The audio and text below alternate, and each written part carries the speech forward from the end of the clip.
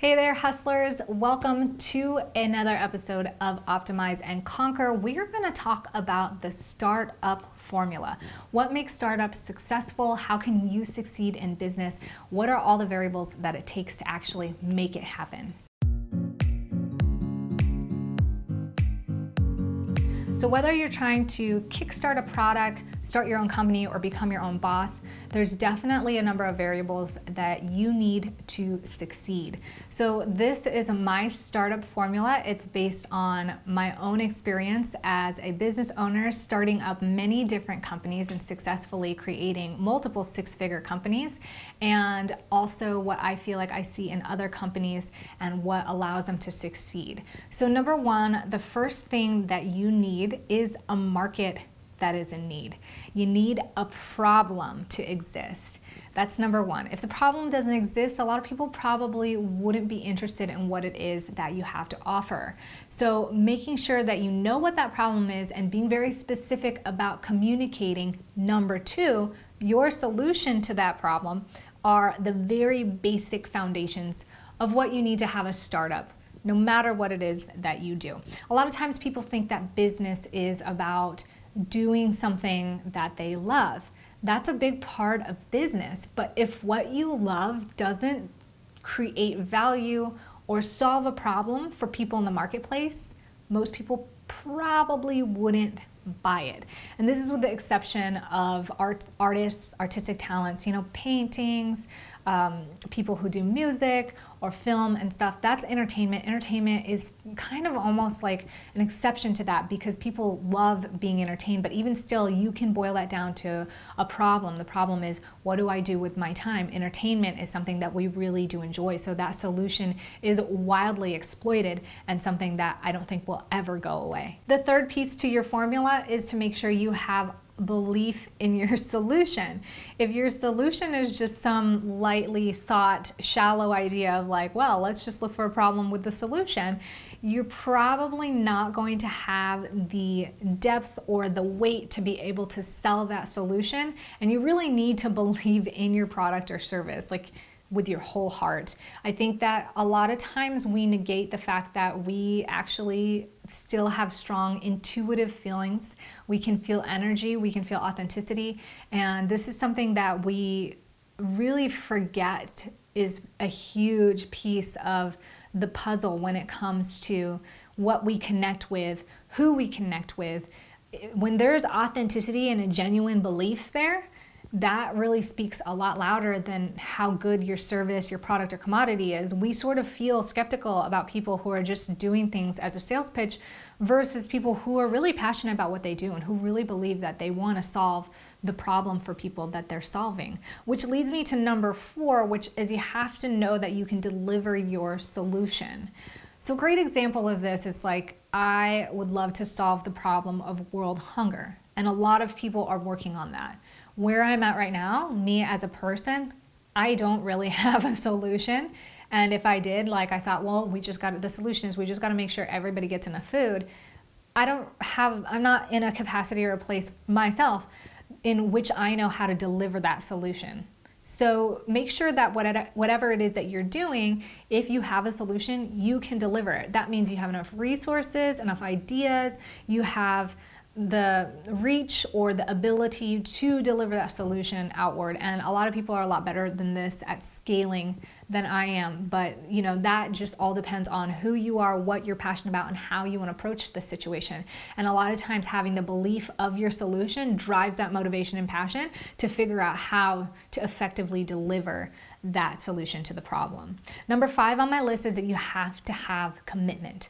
Belief helps with that commitment, because if you're just doing things for the money, or you're just doing something to like be successful or have the entrepreneurship title, you're gonna have a lot of challenges and a lot of problems that you're gonna have to face on your own just being able to do this thing. So having belief is going to allow you to stay committed to the end goal. What is it that you're wanting to do? And I really think hand in hand with belief, you need to have a greater reason or a greater why for doing what it is that you're doing. Like if you're just doing it for money, or if you're just doing it so you can buy a nice house or car, if you're just doing it to prove yourself to society, ultimately when you face those challenges, it's going to be really hard to get through, and it's not going to be very fulfilling. So belief and a greater purpose and reason why.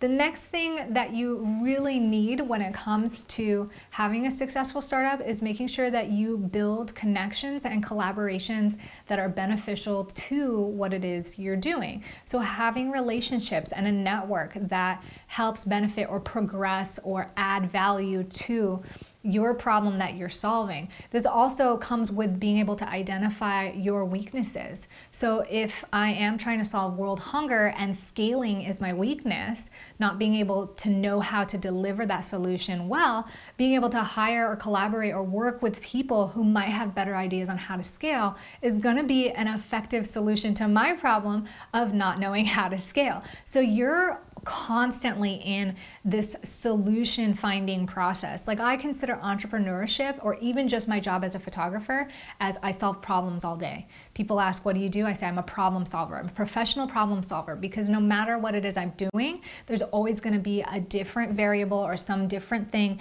that's going to cause sort of something for us that we're going to have to figure out to make it happen. So having the belief, having your purpose, and having a supportive network or connections that help you expound and expand on your awareness and your skills to effectively deliver or put things in order is huge to making sure that your startup is successful. So having the belief, the purpose outside of yourself, the network or the relationships that are going to help you level up your perspective and really optimize and become efficient in fulfilling the goal, the end goal, is huge when it comes to problem solving. So you have to have that problem solving mentality, expect the problems, expect the challenges. That's part of the journey. It is the gist of what it is you're actually doing, is continually solving problems. You also want to make sure that you listen and observe the marketplace. A lot of times people are too headstrong or unidirectional on where they want to go. And I think having all of what we've discussed above this particular variable is great, but if it leaves you rigid and inflexible, you're likely to fail, because you are trying to deliver something to a problem that other people have.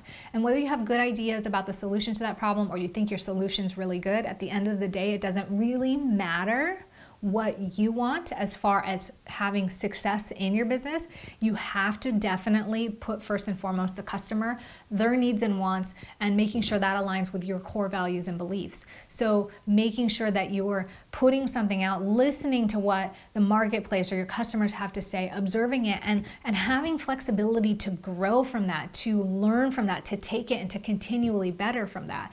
And like I said, while expecting to have continual problems to solve or having to be creative and continuing to make solutions, similarly, in effect, if you want your business to be able to have longevity and you want to be around for the long haul, you have to make sure that you're flexible enough, not so flexible that you're changing everything off the bat, but flexible enough to listen to what's going on, to learn from your mistakes, your failures, and your successes, to learn from what people are actually looking for, and to adjust, to evolve as you go. Lastly, you want to rinse and repeat this whole thing. The most common misconception people have about a startup, starting their own business, becoming an entrepreneur, launching a product, is that they have to do the work once and then it's just gonna skyrocket into success and it's all done and that's it. And I've seen so many people put everything, their entire savings, all their money, they put everything on the line, like they're gambling, like they're sitting at the blackjack table, and they put it all on the line. They give it one go and it doesn't work, so they think they've failed. Ultimately, failure is simply deciding to quit. It's simply deciding not to move forward. And I promise you that in the land or the world of startups, failure is gonna come failure after failure, a dime a dozen. It is just part of the process. So understanding this process or this formula and keeping in mind that it is something you're going to have to rinse and repeat over and over and over again. If you want to not lose clients, you have to rinse and repeat. If you want to grow, you have to rinse and repeat. If you want to continue to expand, you have to rinse and repeat. If you want to increase your income, you have to rinse and repeat. If you want bigger awareness, marketplace awareness, you have to rinse and repeat. These things are important to keep in your back pocket and to continue to exercise as you continue on your journey. It's not a one-time thing. It's not just a beginning formula. It is all the time, and it is what is going to take your business from just a startup to an actual successful company. So I hope you guys enjoyed these tips or variables in how to be a successful startup. If you have any other thoughts that you want to add to this, please feel free to do so. And if you haven't downloaded my 5 solid ways to make money online yet, it's free. Check it out in the link below. Let me know that you like this content by hitting me up in the DMs, the comments, or simply sharing the video. Thank you guys so much for sharing your journey with me, allowing me to be a part of it and being a part of mine. Remember to go out there, be good, be great, most of all, be grateful. Let's do this. We're leveling up our reality, we're optimizing and conquering life, and I'm so excited to be a part of this with you.